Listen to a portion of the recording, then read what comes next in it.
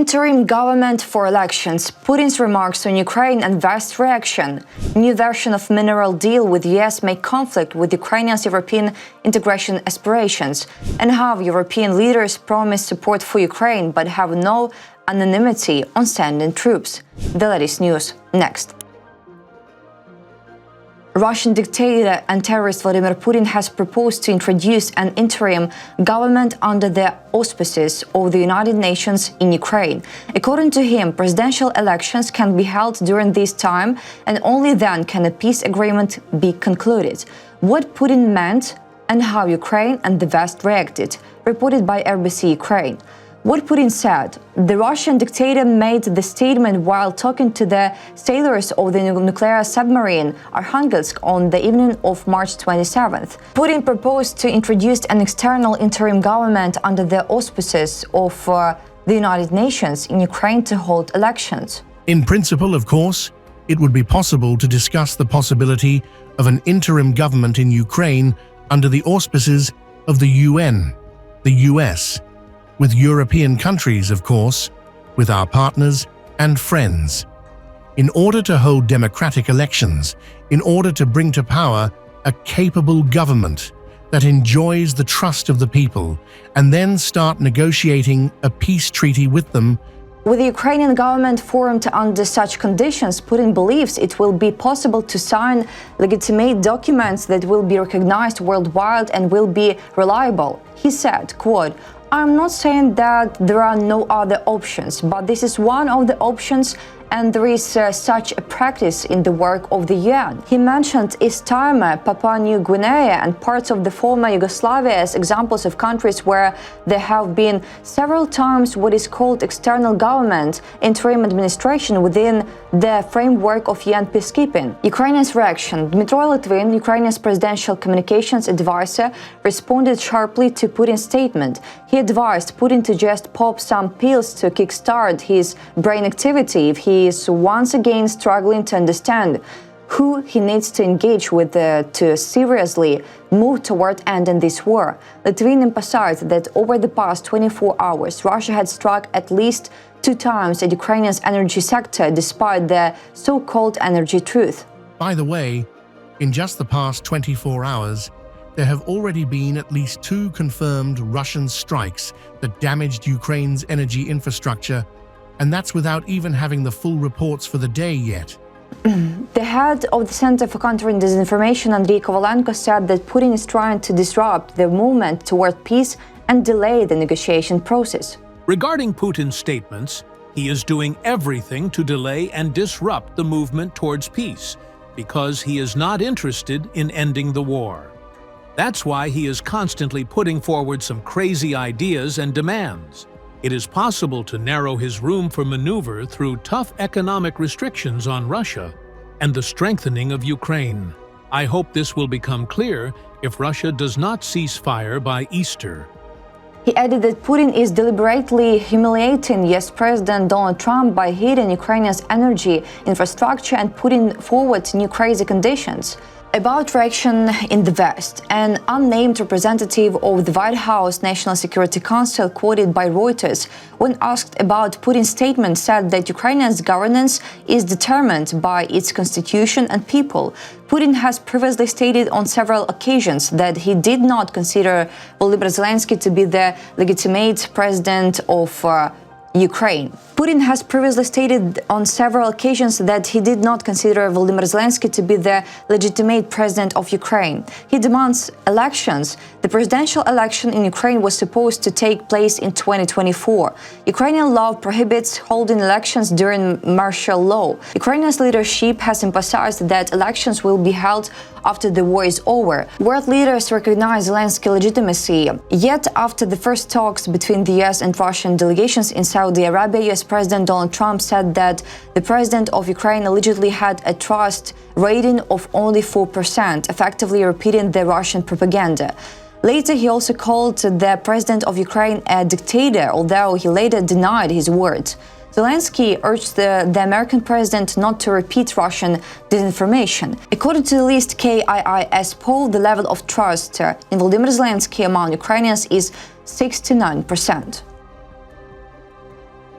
European Pravda has analyzed the new text of the mineral agreement with the US, which may conflict with Ukrainians' intention to join the European Union due to the strict restrictions that significantly affect Ukrainians' economic sovereignty, reported by European Pravda. About details, the article states that in February, a significant problem with US Treasury Secretary Scott Bessent's agreement was the requirement that US companies receive exclusive rights to develop new Ukrainian subsoil from oil to natural gas. It was noted that Ukraine has the right to offer a license to Ukrainian and European businesses only if no American investor is interested in a particular deposit. Even then, 50% of the license fee and royalties go to the fund. This is clearly not compatible with either Ukrainians' existing agreements with the Europe or with the principles of competition in the Europe, which Ukraine is seeking to join. The February version of the agreement resolved this problem, but now it has returned. The text of the new agreement contains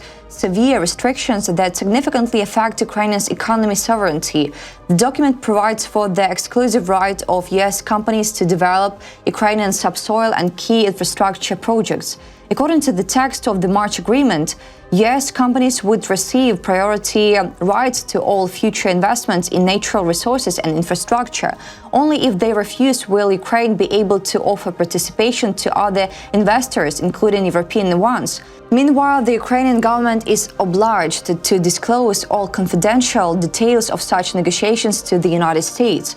In addition, the agreement prohibits Ukraine from offering any other investor better terms than those offered to the Americans within a year of their refusal.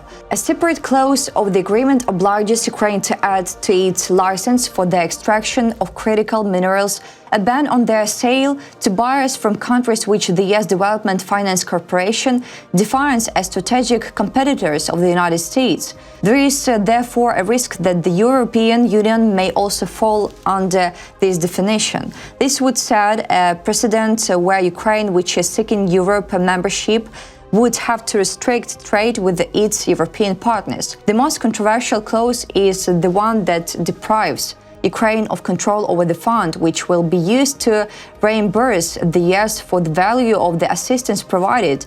The general partner of the fund, who will manage its activities, will be appointed by the DFC without the consent of Ukraine. The majority of the fund's board will consist of US representatives, and their votes will be sufficient to make decisions without the consent of Ukrainian representatives. The two Ukrainian representatives on the board can only try to break the quorum, but their candidacies must also be approved by the DFC. The fund, which will be financed by Ukrainian natural resources and infrastructure, is more similar to a US organization. It will pay taxes in the US, not in Ukraine. If Ukraine has any claims or wants to challenge the fund's actions, it will have to go to court in New York, not the Ukrainian court.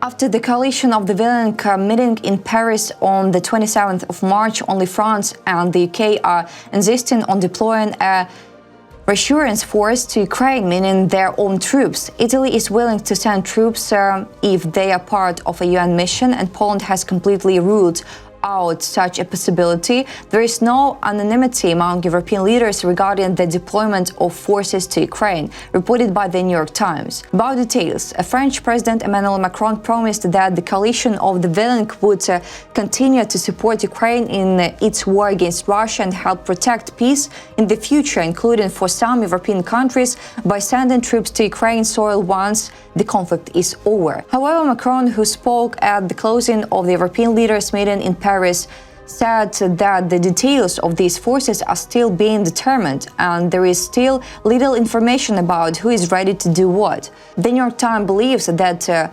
compounded a sense of murkiness around diplomatic efforts to stop the fighting. We need to accelerate discussions to obtain a ceasefire. We need to accelerate our ability to finance and deliver weapons, and to prepare plans for the Ukrainian army and the reassurance force. But the UK and France remained the only countries to support the idea after 3 hours of discussions. Macron stated that no European forces would be on the line of contact and would not have a mission of monitoring or ensuring a ceasefire.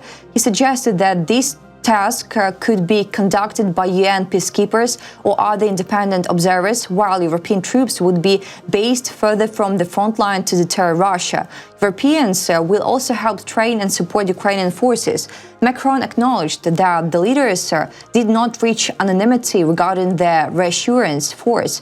In particular, Italy wants to send troops only if they're part of a UN mission, while Poland has completely ruled out such a possibility. Macron said that France and Britain would send military delegations to Ukraine to develop plans for the future of the Ukrainian army. More detailed information is expected within the month. It's these military-to-military exchanges that will define the locations, the number of forces to make it credible, and the capabilities.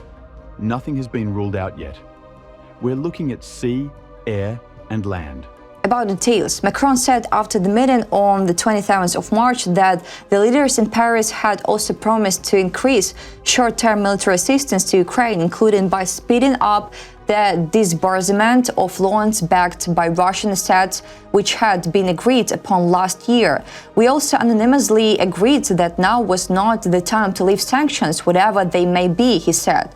Steve Witkoff, US President Donald Trump's special envoy to the Middle East, called the idea of European forces in Ukraine simplistic, despite the Trump administration repeatedly accusing Europe of doing too little to defend itself. When it came to US support, Macron said you have to hope for the best but prepare for the worst. Macron also reported that he had spoken with Trump before the meeting on Thursday and would brief him again afterward. Ukrainian President Volodymyr Zelensky expressed satisfaction after the meeting, listing European promises to invest in Ukrainian drone production and electronic warfare systems and to maintain sanctions against Russia for as long as the war continues. That's all for today. Thanks for watching this video. Like and subscribe.